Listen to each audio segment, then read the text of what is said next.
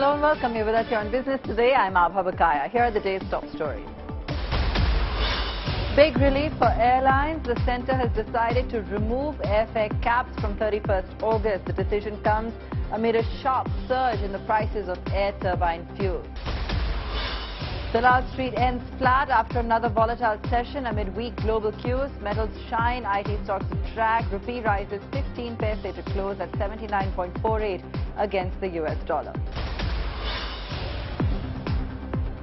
US inflation at 8.5% in July, lower than expectations, largely due to a drop in gasoline prices. The torrid pace of inflation slowed in July for the first time in months, but still close to multi-decade highs. Billionaire Gautam Adani is the new entrant to the Z category club after the Home Ministry approved an armed commando squad following threat perception to the business tycoon. Before this, Reliance Industries chairman Mukesh Ambani and his wife got Z security.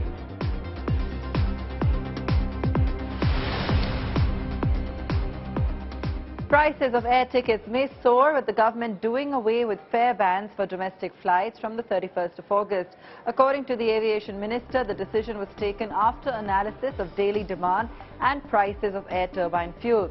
Karishma joins us with more on this. Karishma, it looks like it's going to be more expensive now to book for consumers.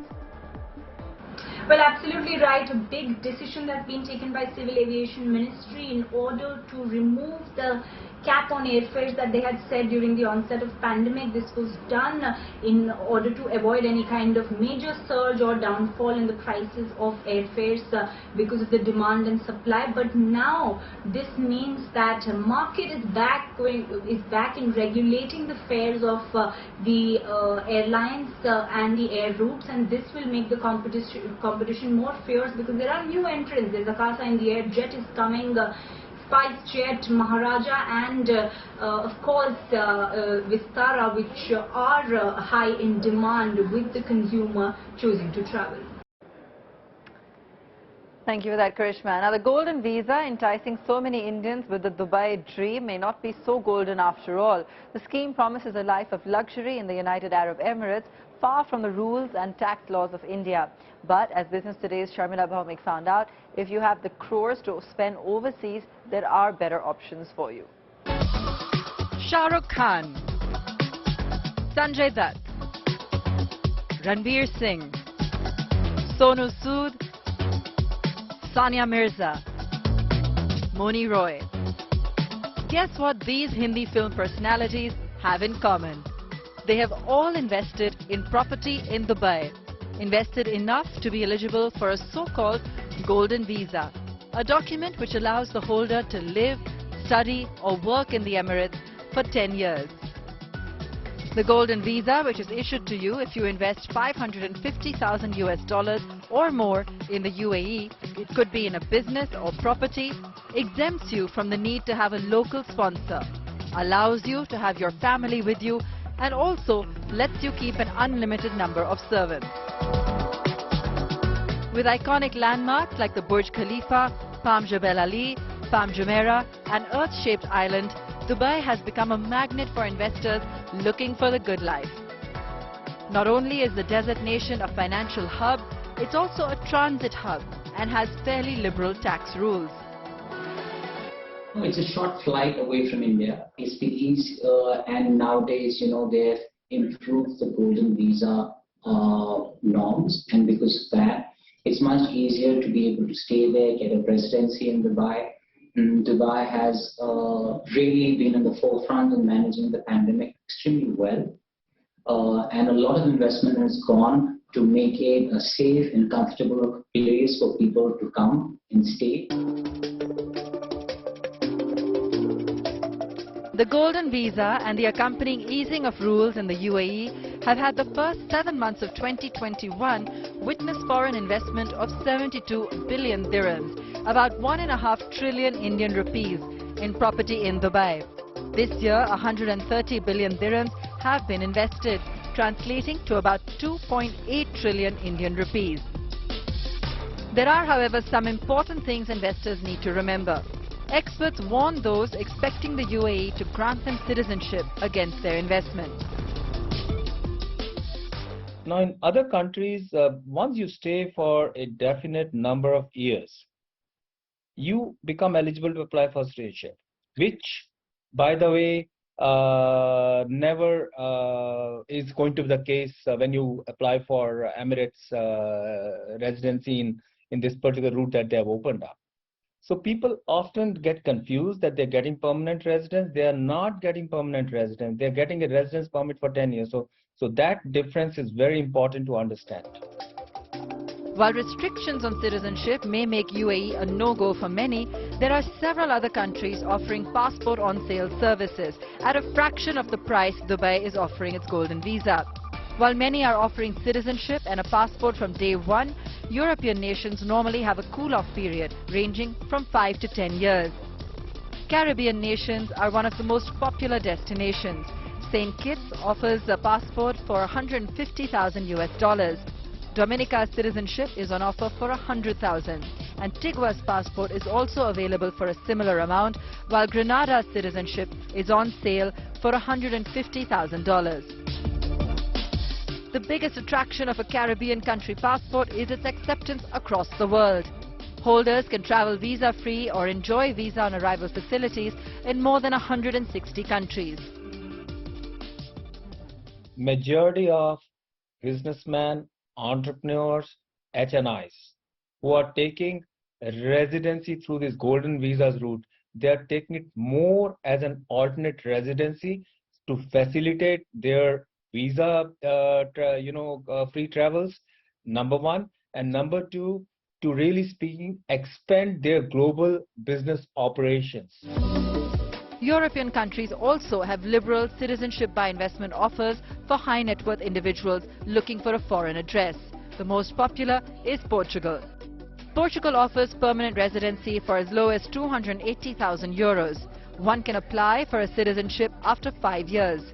Spain offers its passport after 10 years and €500,000 in investment. Greece is probably the cheapest at €250,000. Malta's residency is on sale for €690,000, while Germany goes for a lower €360,000. Ireland is probably the most expensive at €1 million. It could depend on where the children are studying. Are they looking for a better business environment, better infrastructure, health facilities, things that we've seen, the post-pandemic, which have become very important for families, and of course, better tax regimes. Even the US offers an instant green card and residency under the EB-5 visa scheme. The only requirement is to invest $900,000 in the US and create 10 jobs.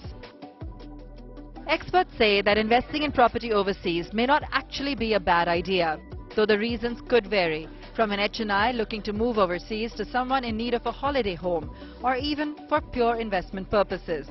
Increasing interest rates has made this the right time to invest abroad. The USD has increased to the rupee from the beginning of this year by over 7%. So forget even the property price going up. It's just in the currency fluctuations. Whoever's invested already, because when you invest in Dubai, you invest in a dollar-denominated asset. And in terms of pricing, a lot of people invest for rental yields that they may get because you get higher rental yields. If you were to invest in Dubai, your yields in the top 10 locations could vary anywhere between 4 to 6%, which is almost double of what you're getting as an investment. In 2021, around 160,000 Indians gave up their citizenship for greener pastures abroad. Most have taken the investment route, plowing their money into properties in countries with citizenship by investment policies. However, property overseas is also becoming a favorite investment channel for HNIs still living in India but looking to diversify their portfolios. The premium coffee business in India is set to get more competitive with Canadian coffee chain Tim Hortons. Tim Hortons opens its first ever store in Delhi tomorrow. The company is planning to open 250 stores in the next 5 years. But what will the company offer for the palate of its Indian consumers? My colleague Sakshi Batra caught up with Naveen Gurnani, the India CEO of Tim Hortons. How excited are you now finally that the India foray is happening? And what's the vision that you have for India as you enter this great Indian market? Well, I'm looking at my own picture here, and I can see that I'm grinning from ear to ear. That's how excited I am. We've been working hard at this for almost a year, and we're very excited. And who wouldn't be? You know, India is a wonderful opportunity, and the coffee landscape has been growing and growing and growing. Yeah. And I'm not going to throw numbers at you. You know the numbers better than I do. But we are here and obviously to claim our own fair share of the market. And our vision is to build several hundred stores over the next decade. In the short run, my commitment to the board is that we will build 120 stores in 3 years. So we are on our way. We've got several sites signed up, 2 opening tomorrow, and very excited. Yes. Okay, but why India? And what's the thought behind entering the India market, which already has so many players, competing not just international but Indian and new age, companies launching their coffee businesses in India, and why this timing of entry into India?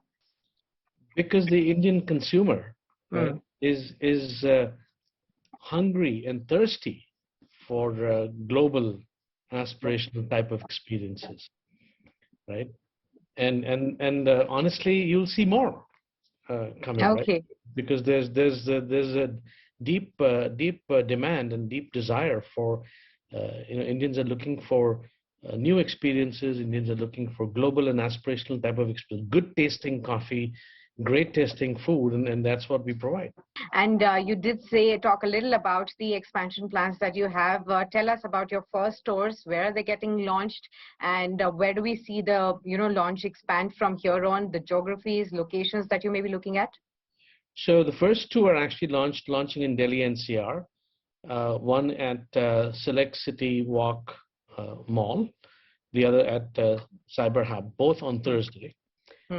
Followed by a couple more in Delhi itself. We'll be opening soon in Green Park, in Punjabi Bagh, at the Vegas Mall. And then Punjab is not too far behind. We're actually in conversation with several sites. The Punjabi community, and I suspect you're one, is, there's a law that you have to have a relative in Canada, right? There's a law, you know that, right? Absolutely, and I was going to ask you, why not Punjab first and why Delhi first then? Well, we almost did that. But Delhi NCR is the capital region, and we wanted to be here first. But very soon, in September, we will be opening stores in Punjab, in Chandigarh. We're looking at sites in Ludhiana, in Jalandhar. So yes, the plan is to begin in the north. Right? In the first 9 to 10 months, we'll build about 20 stores in the north, and then we'll quickly go to the west, which is where I live, in Bombay and then Pune and Gujarat. There is so much in India to explore and build in. Right? The opportunity is immense indeed, and that's why, to answer your earlier question, also once again, India is a huge opportunity, and when you do things well, you are well rewarded. Share with us more about the menu. What can Indians really expect at Tim Hortons, apart from what's already loved in Canada and in various other locations abroad? Do you also have an India-specific menu as well planned? So I'll tell you, the French vanilla has blown me away with its popularity. I mean, I was talking to a celebrity friend of mine. I won't name him. Because every time I go to Canada, my promoter's job number 1 is to bring me French vanilla at the airport, right? And so even on other social media, people are talking about it. The donuts are incredibly popular, and we actually have the original Canadian Timbits and donuts in the India stores as well. The ice cap is another very popular frozen beverage, and especially the Java chip ice cap is very popular in the food area, right? And this is typical. I've seen this with other brands as well. People want a global beverage experience, right? And then when it comes to food, they want global sounding packaged, but give me something for my palate that feels familiar to me, right? So we've got interesting we've got cheese melts that are to die for. There is Okay. a beautiful chole kulcha melt that I think is going to be widely popular. So we've got a good mix. We've got cafe-style food, we've got bite-sized food, but we also have more substantial offerings. So, for example, there's an item on the menu, ravioli in makhani sauce. Okay. Every time I come to Delhi, I live in Bombay. Every time I Yeah. come to Delhi, I eat that. Right? So there's a lot of things that people will find very, very, interesting. And as we mark India's 75th year of independence, here's a slice of our automotive history. The small car that brought about a big revolution, the Maruti 800. Business Today TV's associate editor Chetan Bhutani got exclusive access to the first ever car manufactured by Maruti and spoke with Shashank Srivastava, Senior Executive Director at the company. Well, as India achieves its 75 year of independence, India has seen a lot of ups and downs with respect to jobs, money, economy and other things. Today we are here at a company which has transformed India's auto sector, like to say so, in a way that it literally got Indians on the road driving vehicles. And first of all, the company's name is called Maruti Suzuki. Yes, and right now I'm with a car here, which was the first car rolled out of Maruti Suzuki stable from its plant in Gurgaon, and I'm joined by the Senior Executive Director, Sales and Marketing, Mr. Shashank Srivastava. Thank you, Shashank-san, for speaking to us on Business Today TV, and congratulations. Thank you We, very of course, have the first car here. So tell us about this vehicle, sir. How did you first of all procure it? Where did you find the buyer? And were you in regular touch with Mr. Harpal Singh, who unfortunately passed away? How was it, sir? Tell us the journey. Yeah, so this car that you see right here is the first car which was delivered to, as you rightly pointed out, to a customer in Delhi. He is not far from here in Green Park. His residence was, and he was given this vehicle. The keys were handed over by the then Prime Minister, Mrs. Indira Gandhi. So it was a really big occasion, and Maruti started its journey with this car, and this car became iconic within a few days of its launch, because it brought in entirely new technology. It was known for fuel efficiency, it was known for its maneuverability, so people simply loved it, and there was a long waiting to this car. This car was a bestseller for as long as it was on the Indian roads. Right. Now you're talking about India. Now we're talking about India at 75 years. Yes. Maruti has been there for a substantial amount of time. Yeah. You're also achieving a milestone, but this milestone, the company has achieved it. So I want to know, how are your feelings right now? Because as a brand yourself, you've been also associated with the company for a very long time. So tell us about the Maruti 800 that started and eventually the journey of other Maruti cars. Yeah, so as I said, it is an iconic brand, and it sort of launched Maruti Suzuki in the country. And what a launch it was, because we became the market leaders right from the first year of operation. So that was, I think, a fantastic achievement. We still continue to be market leader, and as you said, 40 years have passed since that day. And the first sense which comes to me as an employee, I have been associated with this company for more than 30 years, is that of pride, because it is that car which put India on the road of motorization. A lot of common Indians also could aspire to drive a car, and that was simply a different change of psychology that we saw as far as mobility was concerned for India. And we are, of course, extremely proud to be part of that mobility revolution. Talking about this car, how much was this sold for at that time, and how much was the waiting? I'm told before this conversation also that people were ready to in fact pay more to the company so that they could get an early delivery, because there was a different system of lot. Can you explain that also? Yeah, so actually this car, the first price as far as I recall was about 47,500 rupees. So that was the starting price, and of course later on the prices went up in response to the different increases in taxes or increase in specs, increase in the cost, etc. But it started off with 47,500, and you are right, there was a big waiting. The system was that you have to make a booking for this car and you get into an allotment list. You were given an allotment card, and you could sell this card in the market for people who wanted to purchase the car, but who had unfortunately not booked the vehicle when the bookings were open. So that card, you are right, went for a premium, as they used to call it in that time, and that was primarily because it was a very long waiting period. Markets ended a choppy day of trade on a flat note today. Market participants remained on the sidelines ahead of US inflation data. Sensex settling in the red, down about 36 points. Nifty closing just a meager 10 points higher at 17,534. Metal stocks rose higher following strong Hindalco earnings. In fact, Hindalco was the top Nifty gainer today. Apollo Hospitals and Coal India rallied ahead of their earnings, and UPL's Tata Steel some of the other gainers today. On the downside, Bajaj Finance down about 2.5%, ONGC, HCL Tech, Adani Ports and Asian Paints were the other laggards in trade today. It's that time of year again. Samsung's premium flagship event is here, and there's a bunch of announcements and mega launches to be watched out for. The fold and flip devices, wearable tech and a lot more. Our tech editor Ayush Alabadi is at the event in Bengaluru. Here's a Tech Today exclusive.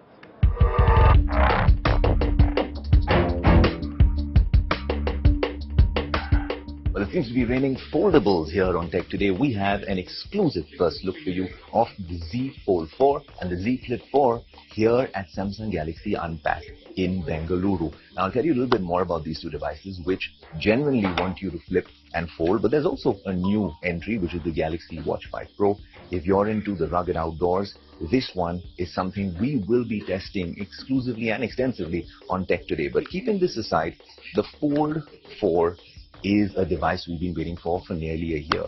And the thing that we wanted, the number one thing on our wish list has changed: a flagship camera on this device. You also have better multitasking capabilities, and I think overall it was almost impossible to make a better device than the previous one, and they seem to have done that with this device. So we'll be getting you an exclusive review. It looks great, an interesting color. The camera sensors seem to have gotten bigger, better multitasking capabilities, like I said. And then you have the Z Flip 4. Now, the complaint with this originally was that there's a fantastic screen, it looks good, they were already water resistant, so what can you do better over here? Well, they seem to have outdone themselves here at Samsung, because now, on this device, you can use this external display for a lot more things, even portrait mode photography. Both devices have better night modes when it comes to their camera specs, but we will get you an exclusive in-depth review on the show. So stay tuned to Tech Today for more. Elon Musk's Tesla seems to be in trouble as it fails yet another car safety test. An advocacy group has called on the car maker to ban its full self-driving technology as it allegedly failed to notice a child-sized object in its path. Dan O'Dowd, CEO and founder of the Dawn Project, tweeted, "Their new safety test of Elon Musk's full self-driving Teslas discovered that they will indiscriminately mow down children." The Dawn Project launches a nationwide TV ad campaign demanding the NHTCA's full ban on full self-driving until Elon Musk proves that it won't mow down children. That's all we have time for on the show tonight. Thanks so much for watching.